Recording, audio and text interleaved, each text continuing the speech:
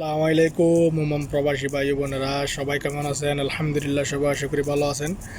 আপনারা যারা ওমানের মধ্যে যারা অবৈধ আছেন বর্তমানে, এখন আপনাদের জন্য অনেক বড় একটা সুখবর দিছে।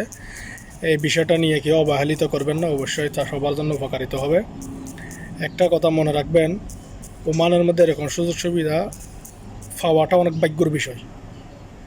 তো এখন বর্তমানে সে ভাগ্যটা সবারই নসিবে আসছে, কিন্তু সবাই কাজে লাগান, কেউ অবহেলিত করবেন না।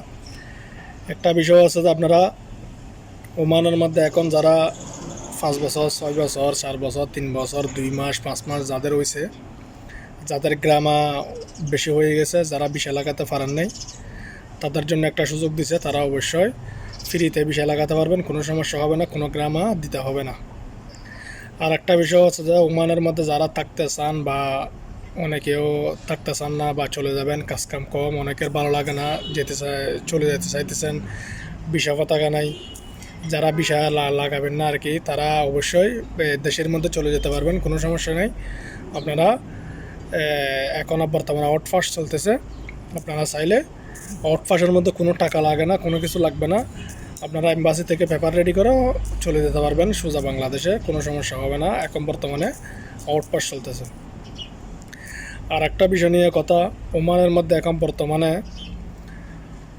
অনেক চেক চলতেছে, অনেক চেকস। একটা মানুষ এক জায়গা থেকে আরেক জায়গায় কাজে যাইতেছে, ওনার সাইসামান নিয়ে কাজে যাইতেছে। উনি ট্যাক্সি থেকে নেমে রোডের উপর যখন দাঁড়াইছে, গাড়ি এসে ওনাকে ধরে ফেলছে। তো ধরে ওনাকে জিজ্ঞেস করে, তো কোথা যাইতেছে? তো উনি বলতেছে আমি কাজে যাইতে। ওনার পতাকা দেখতেছে, উনি কথা বলতে জানে নাই, আর সঙ্গে সাইসামান আছে, তার জন্য মিথ্যা কথা বলতে পারে নাই। তার আর বাবার কাছে কল দিচ্ছে, আর বাবা বলতেছে উনি আমার থেকে পালিয়ে গেছে। অথচ উনি ফ্রি বিষের লোক, উনি ফায়দা দিয়ে আর বাবার কাছে থাকে, আর বাবার কাছে বিষ লাগায়, কিন্তু আর বাপে মিথ্যক কথা বলে ওনাকে ফাঁসাই দিয়েছে। উনি এখন বাংলাদেশে চলে গেছে। তার জন্য আপনারা সবাই এক জায়গা থেকে আরেক জায়গায় যাওয়ার সময় খুব সাবধান, সাই সামান নিয়ে যাওয়ার সময় সাবধান। এক সাইডে গিয়ে নেমে চারিদিকে চাপ কান খোলা রেখে আপনারা যাওয়ার চেষ্টা করুন। ওমানের মধ্যে এখন বর্তমানে চেক চলতেছে, সবাই সাবধান থাকার চেষ্টা করবেন। আর কথা হচ্ছে যে আপনারা যে যেখানে আছেন একটু ধৈর্য ধরে থাকুন। এখন ওমানের মধ্যে পরিস্থিতি অনেকটাই খারাপ।